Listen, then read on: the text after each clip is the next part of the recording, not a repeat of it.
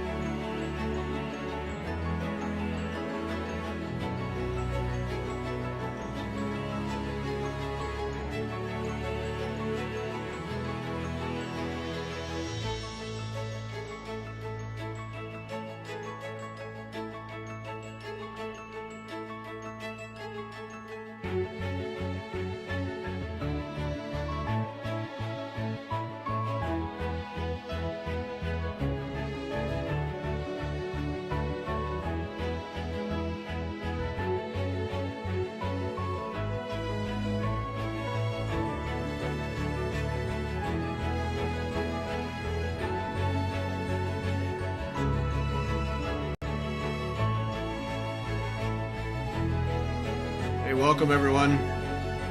Hello everybody. Good to have you with us. Thanks for joining us. That's Beth over there. That's Mary Doerder over here on the on your right. You are going to see tonight. You are going to see some special needlework. I'm telling you right now. I'm just going to embarrass Mary right there and just say, when I was getting the pictures together, it was like, wow, yeah, it's very very special stuff. I really applaud you. Um, wow, very nice. Okay, so just some quick announcements then. Beth and I had the podcast today, so check that out. Um, Beth got sucked into the color class. Yes, I did. Um, and then, contrary to what it said on the opening panel there, Daniel Ravon was last Sunday. Joanne Jackson is going to be our guest this Sunday, and she's the president of Cyber Stitchers. So, and that's a pretty neat program. And so you get to learn all about that, what it does, and how it works. That's an EGA extension, and it might be an excellent fit for a lot of people, especially if you don't have a local chapter. So check that out. We spend maybe 20 minutes of the show talking about that, and then off we go to other things. But check that out. And Cyber Stitchers is certainly something to pay attention to. No drawing tonight, and the reason for that is I mentioned Wednesday on the podcast. We're getting ready to move, so the house is on the market. So I had to clean up this corner here. so everything is out in the garage in boxes. So all the giveaway stuff's out there, and it's underneath 3 other boxes. So as soon as we sell the house, we'll get back to some giveaways. But yeah, I was sharing with Beth, my cleanup process was taking many more tubs of stuff than I was planning on. Oops. Yeah. Now next week will be our tour. April from Sydney will be back from the Embroiderers Guild Gallery, Gallery 76. Forgotten Needlework Tools is the exhibit this month, and they're all ancient, antique, whatever needlework tools, all in cabinets. And she's going to try and get somebody, some expert, to be with her to give us more insight. But that should be an absolute blast to see all old needlework tools and in their exhibit. So that's next week. And then the following week on the 14th, Kim, Sassy Jack's Kim Young, will be with us, and not to sell us stuff, but Kim will be with us because she's going to break out some of the antique samplers from her collection. She has quite a collection of antique samplers. So we're going to get to look at antique samplers from Kim's collection. So don't miss that. That's going to be a lot of fun. That's the 14th. And then the 21st will be our second Thread Talk with Kathy Ray. So already quite a month here in April of things, starting tonight with Mary.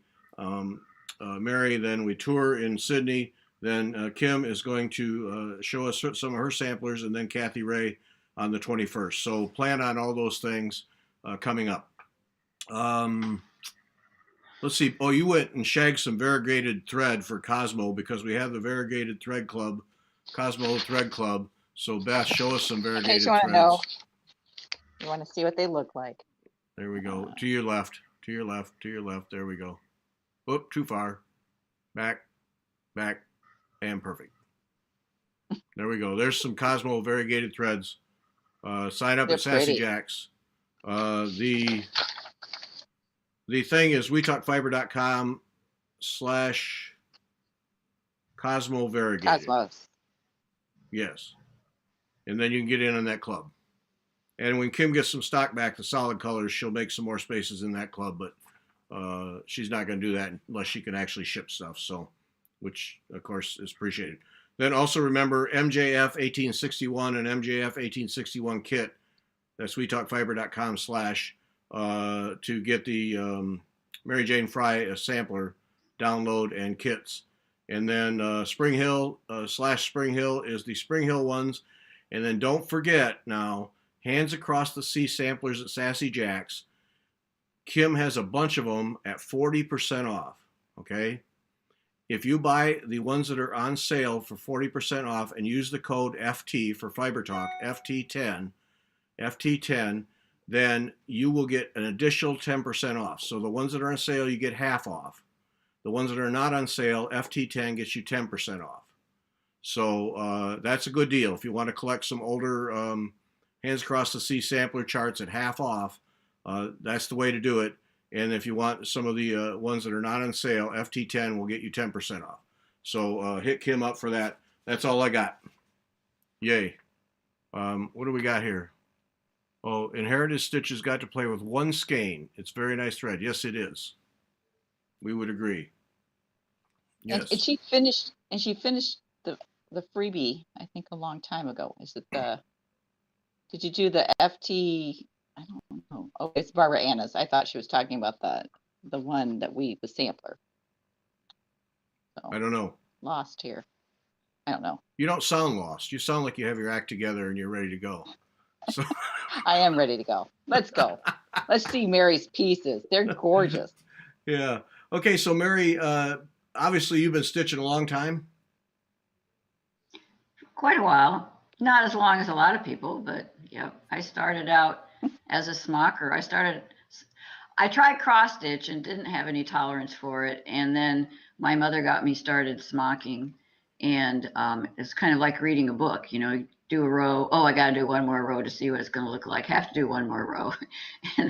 But I just slowly built up a tolerance for more tedious things. And of course, now I can do pretty tedious things.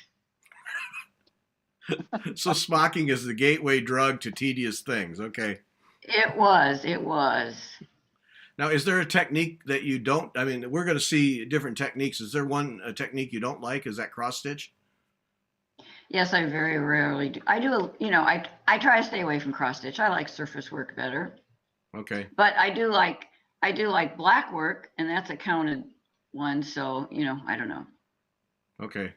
But to sit down and make X's is just not at the top of your Well, list. I just get off in my counting. Oh, okay. Well, welcome to that club. Come on, Mary. That doesn't make you special or anything. Oh, I thought it made me deficient somehow. No, it just makes you one of the group. There's nothing special there. I can get off count in 5 minutes, no problem. Yeah, and that's paying attention. Yeah. So, all right. Well, let's. We got 10 of them. Mary sent 19. 19 and 9 of them. We got 9 of them tonight, and then we'll get Mary back. We'll twist her arm, get her back for the other 10 another time. But tonight we'll run the gamut of techniques here. It's a little bit of everything. So if you have an interest, we're going to hit it tonight. This one now, this is a drawn thread one. Here, and she sent big photos, so we can go way in close and see. So I'll try and move slow. And somebody, where did I do with that? Somebody sent me a card saying thanks for the shows and everything. Sent me a card, and there was a request on the card. Oh, here it is right here. This was fun. So,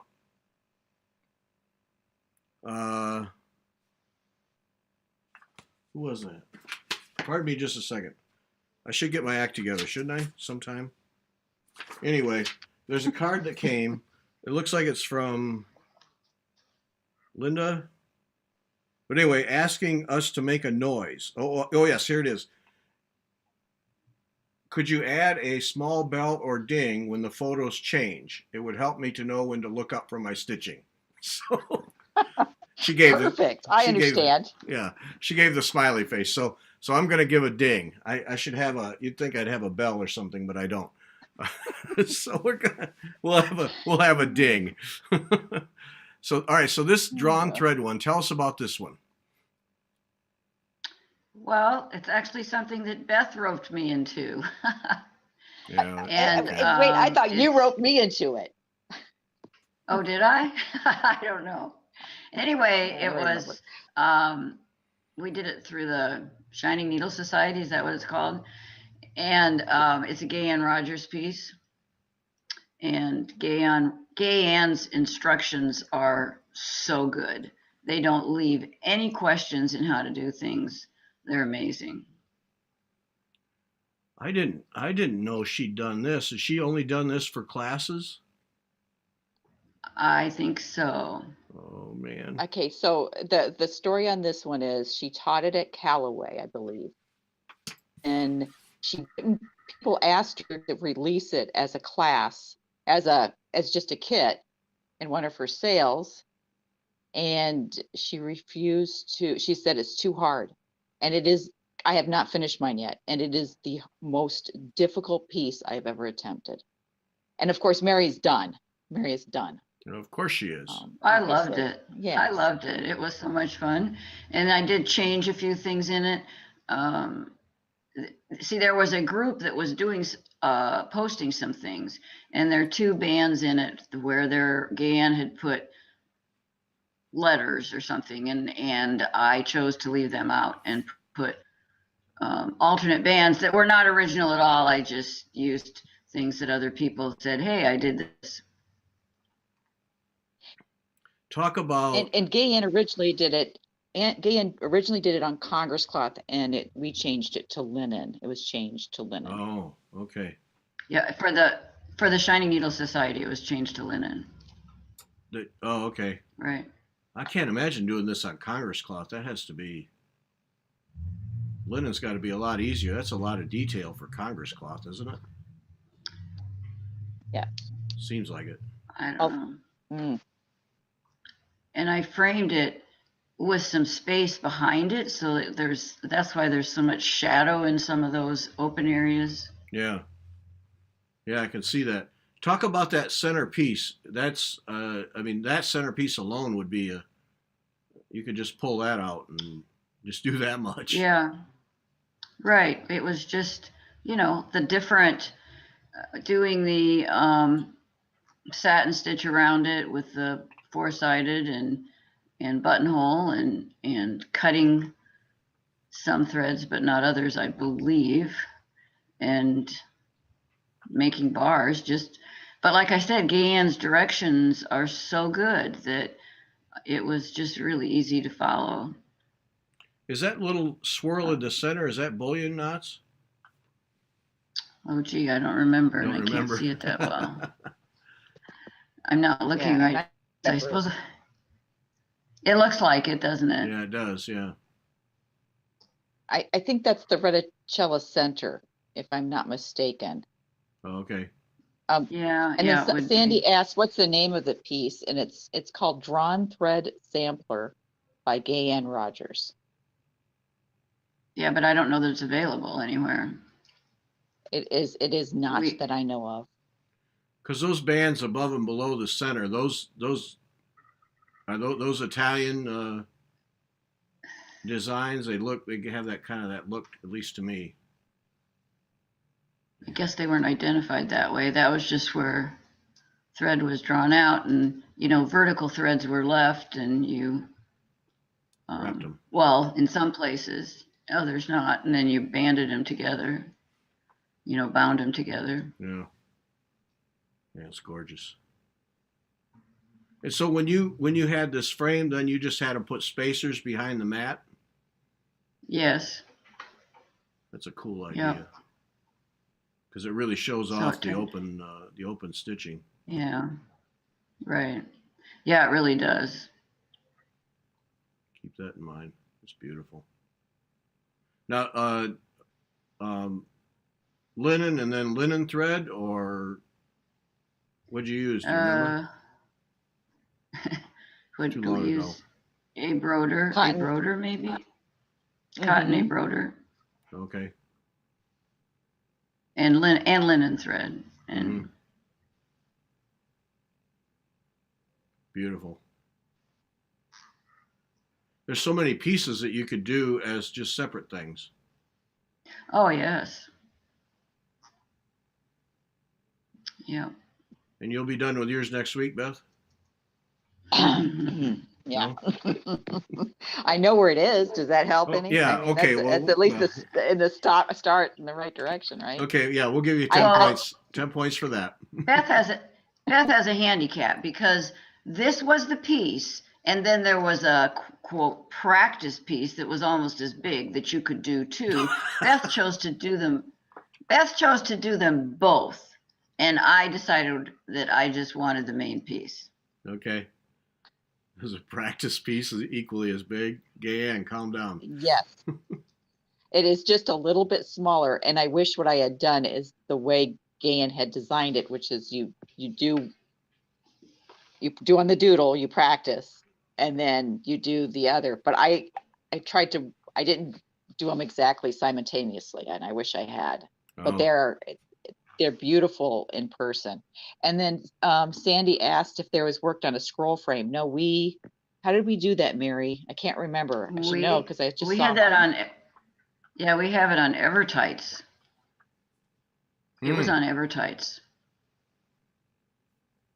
Wow. So that it was, and even at as tight as I had mine, with the threads drawn out and stuff, the satin rows just didn't stay straight like I'd like them to when they were Yeah. framed. But Yeah.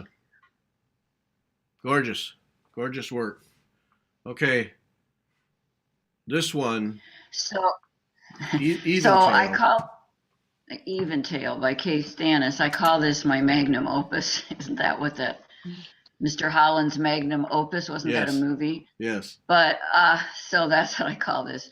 But this was somebody in our chapter here is also in A&G, and she was in charge of getting pilot stitchers. They have to have pilot stitchers stitch a piece before A&G offers them. And I think she asked Beth first to pilot stitch this, and Beth was like, no, no, no. Well, she asked me, so I joined A&G so I could pilot stitch it. And so, I mean, this was one where, I had to get it done, and it was a lot of work. Yeah, because there's some black work in there and gold Yes. work. Right. And you see the looks like triangles. There's gold bands that are in blue bands that look like triangles. Yeah. Those are herringbone. And so it's like the line you see is one pass of the herringbone stitch, and then you vertically, and then you had to do a herringbone next to it and next to it and next to it and next to it until the whole space was filled. I thought I was going to lose my mind before I was done with that. Is that this You can vertical see it on the left, the vertical far, no, at the far, look at the far left, you can actually almost see the stitches there, that one. This You one. see, yeah, you can see how there's herringbone. You can kind of see the top rows, and you can kind of see Oh my rows word. of herringbone. You see how many rows of herringbone there are? Oh, I see it now. Oh, wow. Yeah, that was just like over the top. Because that just looks like simple satin stitch woven over each other. Holy smokes. Well, but it's a herringbone. It's a herringbone woven over each other, and I mean I can't even tell you how many rows there were there, but there were so many rows before you filled the space. Wow. Very effective, though. It is. It's beautiful. And then, then other golds, check pearl and smooth pearl and pearl and then the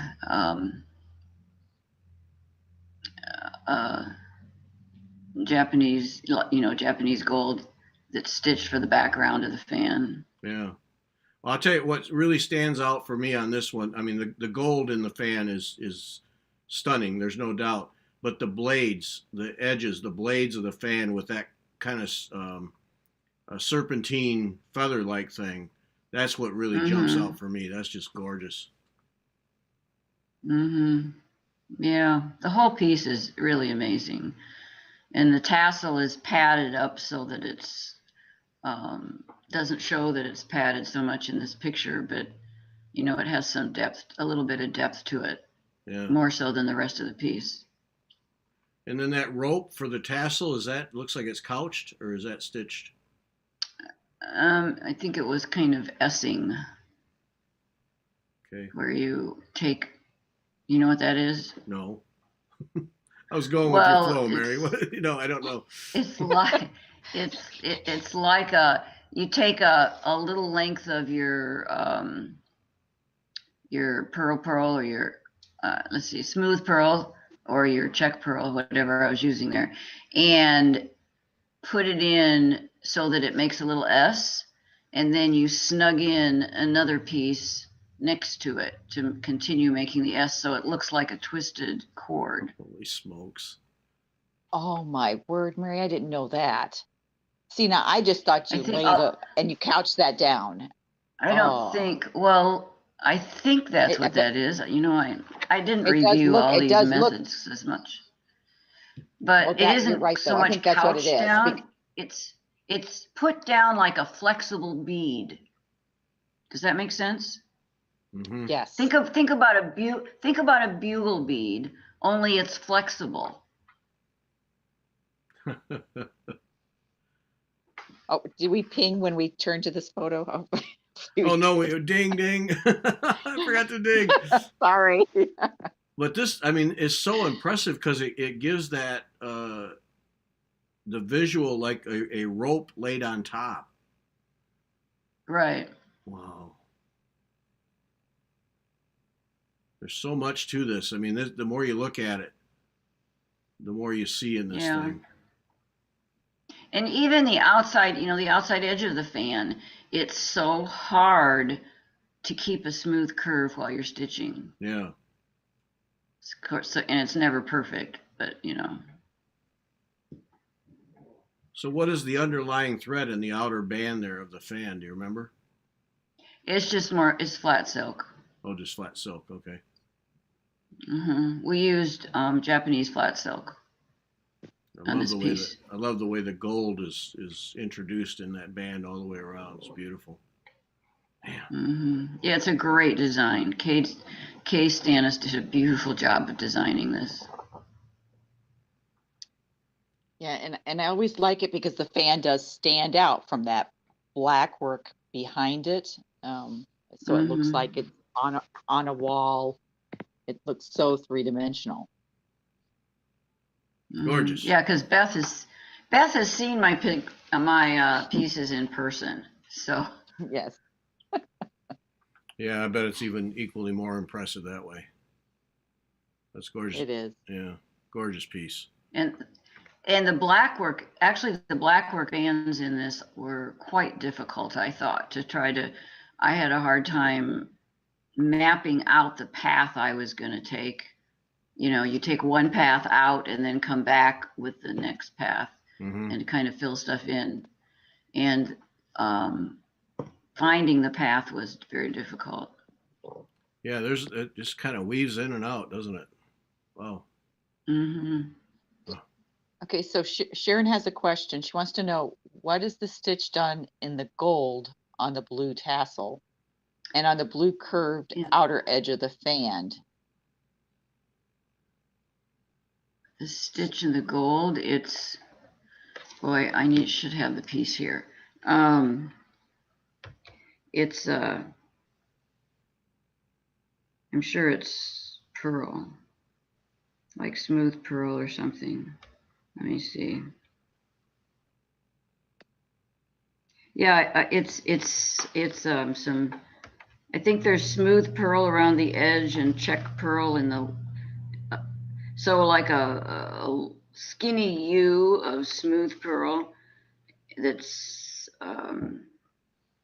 all one piece, and then a piece of check pearl, it looks like, in the center of the U. Okay. And then that's the same for like some sort of pearl for those over the light blue on the edge of the fan. And that's just pearl. Over the light blue. At the Oh, bottom you mean of on fan. the blades? Like, Yes. those are just pieces of smooth pearl. Okay. And, yeah. It's amazing. Amazing. Beautiful piece. Okay. And then the background of the fan is all queen stitch. Oh, is it? Why not? Yeah, with a real fine gold thread. Why not? That took a while too. Yeah, I can I mean, there imagine. was nothing. Yes. There was nothing in this piece that went fast. Yeah, but the end result is just stunning. Just stunning. And if you can see the motifs, the gold motifs, leaves and things in the fan, they all have a little bit of blue silk right along the edge, the outside edge, to give them put a little shadow there and give it a little more depth. Oh yeah. Huh. Boy, she didn't miss a thing in this design, did she? Wow. No, she really didn't. All right, that's one to aspire to right there. Okay. Yes. Oof. Amazing. All right. Now this one, this is Hungarian. Right. This is the kinds of things that they, I think they stitch it on their clothes. They stitch it on their clothing, their national costume. Mm-hmm. And this was a correspondence course by Eniko Farkas was her name. And we had to stitch the same thing twice. And this was my first stitching of it. And these are called the happy colors. And then it was restitched again in the sad colors. And the sad colors are a little bit more shaded. Is that what you call them? They're not bright. They're a little more muted. And unmarried have the embroidery done in the happy colors on their costumes. And then when a girl gets married, she has, I was thinking it was a year or so, I'm not quite sure, to restitch a new costume in the sad colors. And I just... Now that seems quite backward. Well, now, I know. I just thought that was so strange. Well, if nothing else, it was strange for them to call them the happy colors and the sad colors. yeah. Okay. Now so why didn't they? You sent the other one, so now, and I didn't select it. I didn't realize they should go together. So here, let me get the sad colors out here. So this is the And everyone ding. Yeah, ding, ding. So this is the sad colors here. Yes. Yeah. Oh, that's just kind of a weird thing. I mean, two years into I marriage, know. 2 years into marriage, and you're already talking about being depressed. Well, I know. So I don't. I mean, I could see having the two different colorways for unmarried and married, but why you call them happy and sad, I don't know. All right. I like these colors, the sad colors. There's a richness I to love them. the sad colors. Yeah. There is, definitely. That's nice. But I'm not sure I'd Yeah. be sad. No. And you had to stitch a whole nother costume. That's the other thing that got me. It was I like, know. you know how long the first one took me to make? I wonder if you ever get to wear the happy costume again. This is just Probably not. depressing. You probably pass it down to your daughter. Yeah. Here, you be happy. I'm all bummed out here. Oh man. Well, I like these colors, so whatever. I agree. That's weird. Okay, that's all right. We'll ride with them. Who are we to say how the custom should go? But we're back to happy colors now. We'll try and be uplifting this week. Okay. So is this just primarily satin stitch with pearl or pearl floss? cotton. Yeah. It's pearl cotton satin stitch, and of course stem stitch for the stems. But And just on some muslin, linen, tight weave surface embroidery. Yeah, I think I put it on like Oxford cloth, like that a shirt's made out of. Oh. So there's some heavier weight to it then a little bit. Well, it's not any heavier weight than a linen would have been, but it's a much tighter weave and everything. Yeah. Which I was thankful That's a for, good because idea if you're going to get those, for satin stitch, so that you can get the satin stitches to make a smooth line. They're not going to get shifted around because of the holes in the linen. Yeah. Gorgeous. And really this one now, I mean, this is absolutely beautiful, but really the stitching part, not all that difficult. No, it's not. Pretty straightforward. It is, yes, very straightforward. But it sure is effective. Mm-hmm. And that was an old EGA correspondence course. Yes, it was a correspondence course. Yeah. Hmm. I don't remember which ones were actually group correspondences and which ones were individual. That I've forgotten. And also, she offered another class where you took this design that you'd already stitched in the first class and then put it on, you removed the background fabric actually, and it was, with bars to make kind of like a lace. And that's a very well-known Hungarian thing where they make, little doilies and things that look like that. But I was like, I like these pieces. I didn't want to restitch them to do the other class. So I didn't ever take the other class. Just for those who are wondering, these are EGA courses Yes. just they offer such a variety of classes through EGA. Mm-hmm. Yep. EGAUSA.org. If you haven't been there, set aside a couple hours and go to the gallery. Yep. It will get you. This is beautiful. I really like that. This to me is one of those that looks really complex and sophisticated, but when you actually study it, it's just simple stitching that's just beautifully done, and it really works. Yeah. Yeah. Mm-hmm. All right, next. This one is called, what I call it, Meadow Medley. Is that what it's called? Yeah. And it's a Luann Calorie piece. It was a correspondence course. I think it was a lightning round. And I like soft shading. I like surface work. I loved the delicacy of this. And of course, the goal to try to make it look as realistic as possible. I'm a realist. I don't like abstract. And so my goal is to try to make things look realistic. Oops. And so it's basically, silk shading with, French knots for the Queen Anne's lace and the clovers, bullion knots. But it's a challenge to me to figure out a shading, like in the purple flower, see where the petals are kind of shaded. Each one's a little different, Mm-hmm. to try to give a different effect of, how the light would hit it on a real flower. Yeah, and you even went to that, made that kind of effort with the bullions to get that. Yeah. That really works. Yeah. French knots there and the seed heads. Mm-hmm. Isn't that Queen Anne's lace? Yeah. Oh, yeah. Yeah. Yep.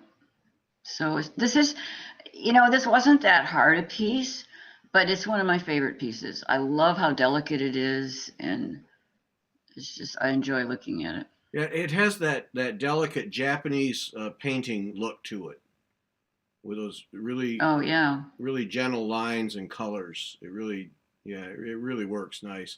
And then you frame in your mat, just set it off so nicely. Mm-hmm. Yeah. I was going to talk about framing when we get to the peony ribbons. Okay. But I can tell you now, the peony ribbons is Betty Chen Louis class, and when I took that class, she I'll go told to us. I'll go to the peony ribbons. Yeah. She you can kind of tell in the pictures on my walls which ones are pre-peony ribbons and which ones are post-peony ribbons, because Betty Chen Louis said that your mat should always match the background of your piece. So so I started framing things that way. and so that's why the drawn thread sampler just had that kind of white looking mat around it. And that's why the Meadow Medley had the mat that you commented on. You know, the little Right. the little narrow piece picked up a color from the picture, but then the main mat matches the background fabric. That's interesting. Now, I'd not noticed that, but then by having that little thin band in there, it creates a gentle frame for the piece without taking away from it. Interesting. Mm-hmm. And the whole philosophy of framing before was for the mat to be a color that would draw your eye into the piece. Mm-hmm. But I have since decided that I really like doing it this way. And It so really now, shows off the needlework. so the Hungarian one was before you learned that. Yes, yes. And see, that's the way I would look at it is, a dark thing around there to set off the piece, but look how that works. I'll just flip back and forth between Meadow Medley and Hungarian. Interesting.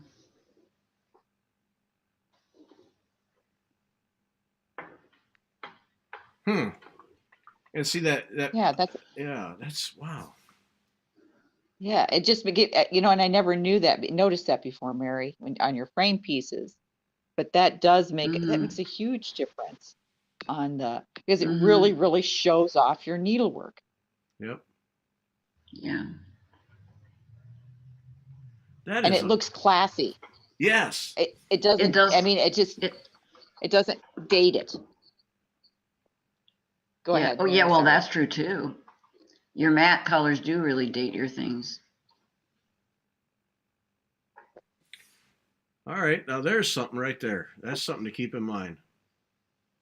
Because now in comparison, the Hungarian one with that dark matte that doesn't work nearly as well, does it? No, it doesn't.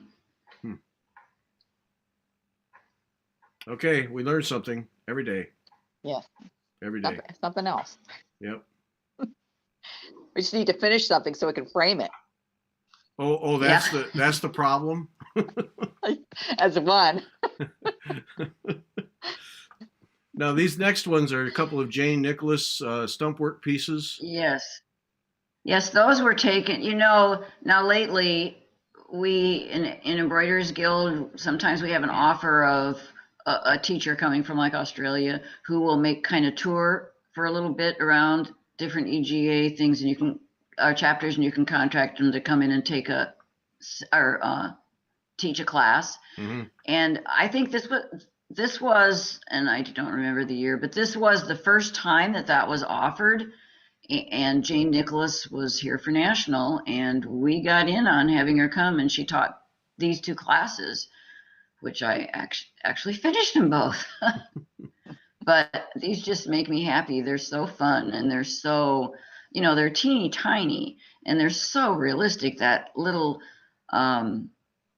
caterpillar down there looks real. It's amazing. It really does. Now, teeny tiny, what are they, 6 inches tall? Oh, I suppose. Something like that. Because we imagine see putting all that detail into that. Yeah, we see these things, and immediately your eye makes them gigantic. And right. Yeah. And I've learned to love making little spiders. Now, had you done stump work before this? Not really. I had kind of read stuff and started a petal or something. But yeah, no, not much. Yeah, I've done that much, but I haven't actually. Because and those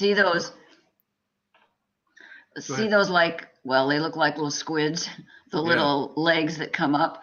That's like a folded over wire that you just did a figure 8 stitch around. Because I was going to comment on between. those have so much dimension. It's that simple. Uh-huh. Uh-huh. It is. Huh. And look at that bug up there, the blue, what's, it looks like a little blue fly or something up there. Yeah, little beetle kind of a bug, yeah. Yep. And that little gold work in the wings of the dragonfly. Yes. Yep. Yeah. Little sparkle. Mm-hmm. And the little bug right there, of the original piece, it was supposed to be like a little red ladybug, and I just thought the red kind of fought with the pink of the flowers, so I changed mine to be just a little green bug. Mm-hmm. So do you remember what kind of fabric they were worked on, Mary? Yeah, it was kind of a satin, kind of a bridal satin that was almost impossible. My framer had a terrible, terrible time, and you can see it's not pulled very well. It was very hard to frame. Yeah, it was just like a bridal satin, which was, and then it was backed. There was a muslin backing on it too. So yeah, it was kind of a very different fabric to stitch on compared to what other designers use. Yeah. Well, and the one on the right, with the peony or whatever, that looks like you have 3 layers of petals on that. Pansies. Yeah. Yeah. Well, the bottom layer is stitched right onto the fabric, Uh-huh. and then there's 2 layers of wired petals. Yeah. Gorgeous work. I do love the spider web. That's really great.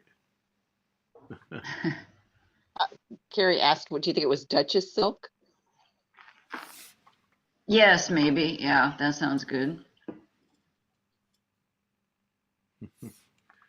Beautiful. Just gorgeous work. Yep. All right.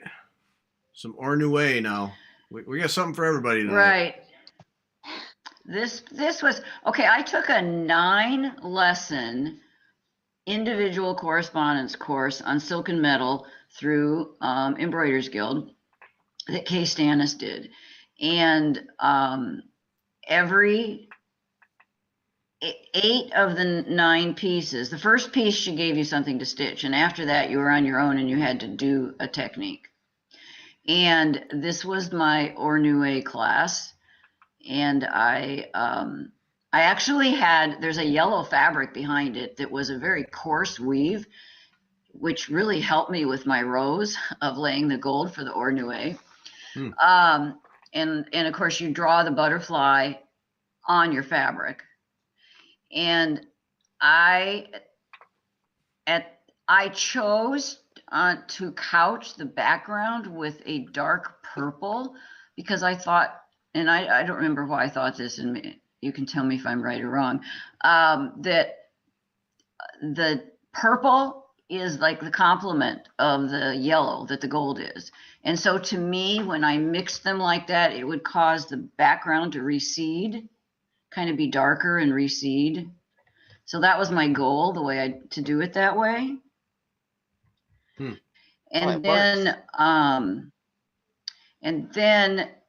and then when I was in the butterfly area, well, my critique said I didn't do it right because all of the gold has to be couched, and I didn't. On the gold part of the wings, I did not couch those areas between the black. I just left straight lines of gold because to me, as soon as I couched it, I would take away from the sparkle of the gold, which was the contrast between the background and the butterfly. And I mean, I'm pleased with the way I did it. I like the way I did it. Kay did not like it. Well, I broke the rules.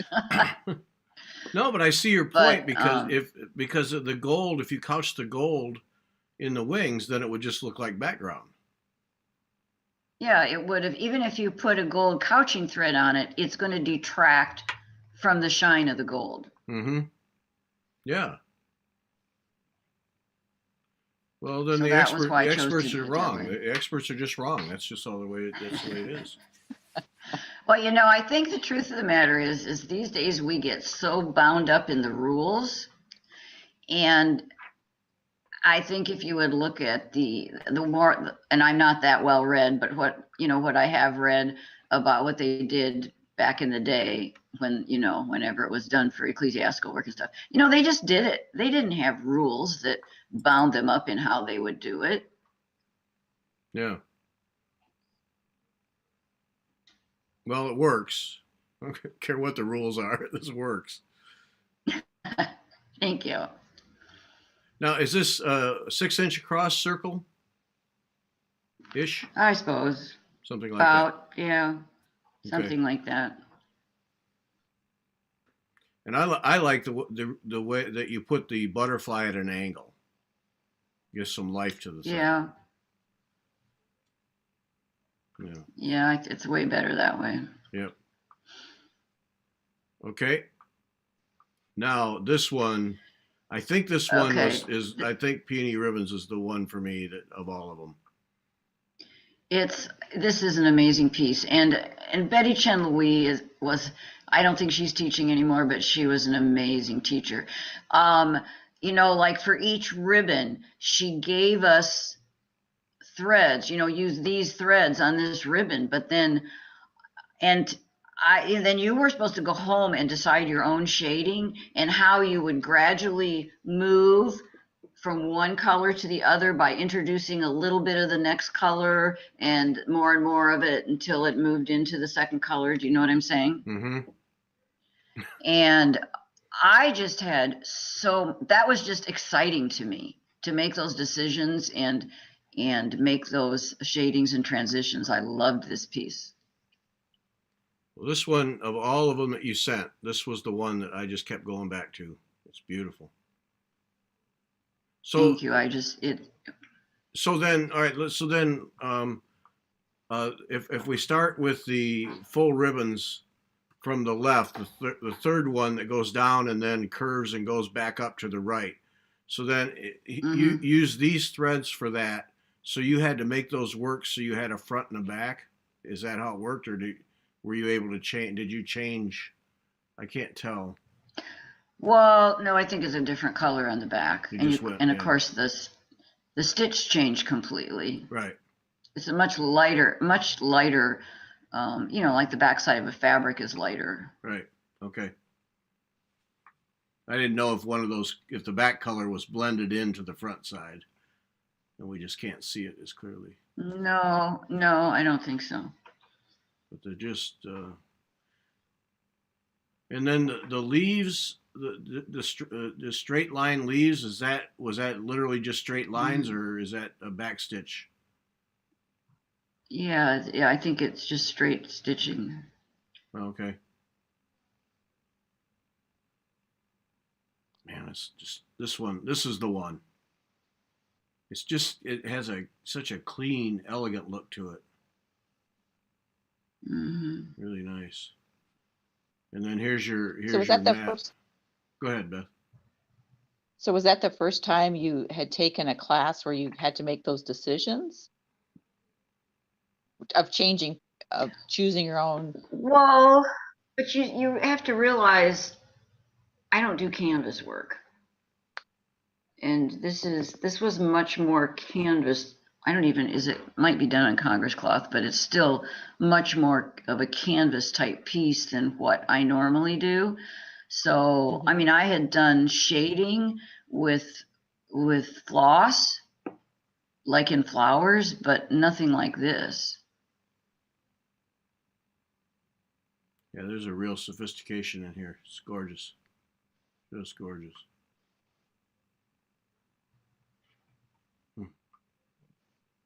It's a beautiful piece. It is stunning in person. And then And see, the there's that colors of mat. it. There's that mat again. Yeah. Yes. And before she told us about the mat, I never ever would have thought to do that. Right. To make the mat match the background fabric. It just never would have occurred to me. Yeah, because see, to look at that piece, I would have gone with some kind of a dark matte on that, but Mhm. no, that would have been completely wrong. Hmm. Uh, Learn something. Yay. All right. Where's our? All right. Okay. I wonder if the mat is part of the reason that you kept getting drawn back to it too, Well, I think it plays a because role you in know it it does. visually. It, it gives it an elegance, like Beth said before. Yeah. Yeah. The whole thing becomes a package, not just some structure Mm-hmm. to set off a piece of needlework. It's a cohesive package here. Beautiful. Mm-hmm. All right. Now Rapunzel. Right. This is a Marion Schooler piece. She came here and taught a workshop, and it's stitched in. Well, it's shaded to some degree because of either changing from floss to floche or putting a second strand of floss. So you were stitching with two strands. Mm-hmm. And I thought it was fun to decide the shading along the edges of the tower. I put way more stitching in her hair than the original one because I just like thick hair. But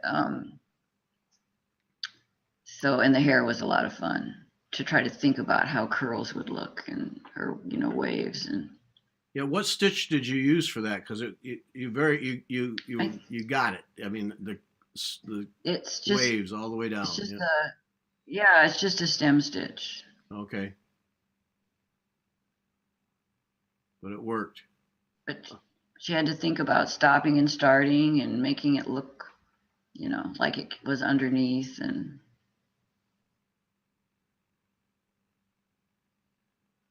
And look at the black work shading too. Yes, I am. mm, You know, I am. it is just. I mean, that's just to me that adds such a dimension to it. When you get that shading correct in the black work. and this piece more than other blackwork pieces, I decided the shading on. Other blackwork pieces were more structured in where to shade and stuff, and it was she left it more up to us. Hmm. And I look at it and wonder if I could do a better job if I did it again, but I still like the piece. And this is pre Betty Chen Louis. Yes, yes. But you got the shade. The shading works because especially the tree on the right.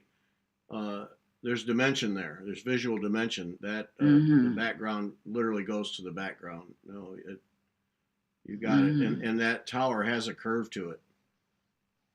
Yeah, the tower was. I think the tower had two different shades of gray, so Uh-huh. you kind of played with that at the same time on those little straight lines. Yeah. And did you see that the witch has a wart on the end of her nose? No, but let's go look. Okay, there we go. Maybe you can't see it. Maybe you can't see it, but there's a little wart on the end of her nose. Oh man. And King commented you did a beautiful job on the hands too of the witch, Oh, well, thank you. because that's hard to do. Eh, It's amazing. Yep, in proportion. Yep. I'm sitting here now. I'm trying to visualize if there was a mat around that was the color of the Well, background. That's interesting. of course, in this one, the green mat might work because when you look at the background behind the trees, it is green. Mm-hmm. Yeah. Right. So yeah, see, it can't be a hard and fast rule for everything. No. Yeah. Fun. Yeah. All right. The last one. we're gonna make it. Ukrainian. All right. Now there was a story Yes. about how this is stitched too. Yes, yeah. Okay, so this is Ukrainian.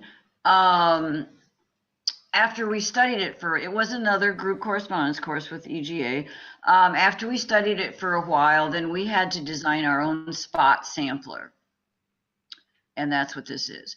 Now, the Ukrainians, about how you stitch it is all the stitches had to be made stitching from right to left, so your needle was pointing left. You would never take a stitch toward you so that the point of the needle came toward your heart, because that would be bad luck. So that when you were making cross stitches that way, on the back, you would have what looked kind of like a double running stitch, only one edge would be 2 strands and the other would be only 1. But so there at the bottom, there's a little vine with a bug on the left and a bird on the right, and then that thing in the center is a symbol of fertility. So now, did you stay true to that when you stitched this? Did you not have your needle point to your heart? I did. And this was stitched with cotton embroidery, and there's beads on it. You see some of it's beads. Yeah. The colors are so rich. They're just so vibrant. Aren't they though? And right there in the center, that's a Star of Bethlehem.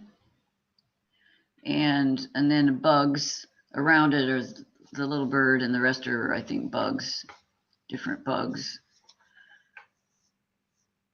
And then in the top left corner it's like corn, so it's the harvest. Oh, okay. And in the right corner is a God's eye. Mm-hmm. I love when these things have symbolism like that. Yeah, go ahead, Beth. Is there chain stitch in it too? I think that gold is chain stitch, isn't it? That's what it looks like. The silver and gold threads. In the center here, yeah.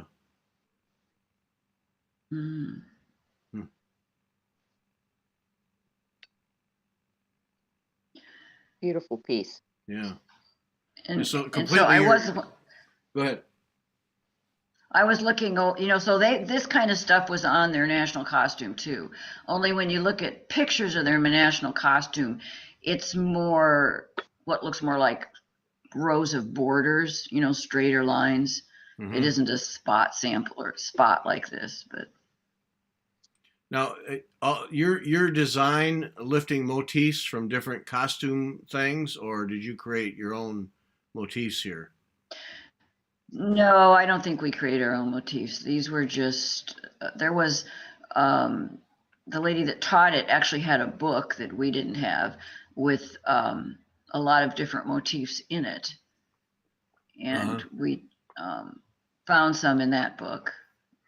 Plus of course, the textbook part of the class had some too. Mm-hmm. Well, it works. It's beautiful. Now, is this on just a heavy muslin linen? No, this is on regular even weave linen. Okay. Okay, yeah. And Gina asked, will we be able to see any of Mary's smocking? Oh, I never even thought about that. Maybe another time. Next time. We have 10 others, well, 9 others, because we saw the sad colors. So we have 9 others we haven't seen. So we'll put some smocking in the next time. Yes. Yeah, that'll be the promotional highlight. Mary's smocking. Yeah, we'll call it that. Okay. Fantastic stuff. I'm putting us back on the screen now. There we go. So what are you working on now? What projects you have going now? Well, I just finished Fandango. That's a an Italian whitework, and the reason I signed up, that was a group correspondence course also, and I signed up for it because of your first Italian stitching thing that you did in Australia. And I saw some of that stuff and I liked it. And so when I saw that this course was Italian whitework, I thought, oh, I want to do that. And I have a Gay Ann Rogers heart that's I'm just about finished. And I'm working on the 17th century whitework sampler that you and Beth are working on. Yes. And then I have several quilts going in the basement. Oh, you quilt too. Okay. Yeah. In your spare time, you sleep a couple hours a night. Okay. Good. Yeah, my spare time I coach. That's right. We have the coaching too. Yes. Yeah. Yeah. Well, that was fun. Thank you. It was really good. You're most welcome. Beautiful It's fun work. to remember the pieces. Yeah. It's absolutely beautiful work. So, all right. So we'll have Mary back in a few weeks Thank you. and go through the others. Thanks everybody for joining us. Sunday now will be Joanne Jackson, Cyber Stitchers. Be sure and catch that one. And then next week we'll be off to Australia to look at antique needlework tools. So that'll be fun too. Thanks to everyone. If you're doing the Easter thing, happy Easter to everybody. Thanks for joining us. Bye. Happy Easter. Bye.